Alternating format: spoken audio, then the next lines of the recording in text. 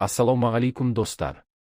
Жердегі егістен заманауи технологиялық өндіріс ошағын әр адам жасай алады. Техникалық қарасорадан деспі өндіру өте қарапайым әрі технологиялық процесс. Алдымен қазақстандық техникалық қарасора алынады, сабағы ұсақталып кептіріледі және фракцияларға бөлінеді. Содан кейін бұл шикізат байланыстырғыш шайырлармен араластырылады, кәдімгі деспі өндірісіндегідей. Дайын қоспадан плита қалыптастырылып, жоғары температура мен қысымдағы ыстық пресс арқылы өңделеді. Нәтижесінде жиһазбен құрылысқа жарамды, толыққанды деспі алынады. Ал техникалық қарасора небәрі 100-120 күнде өсіп жетіледі және орманды кесуді қажет етпейді. Ең бастысы, Казхем компаниясында техникалық қарасорадан деспі өндіруге арналған дайын технология бар, оны Қазақстанда кең көлемде енгізуге болады.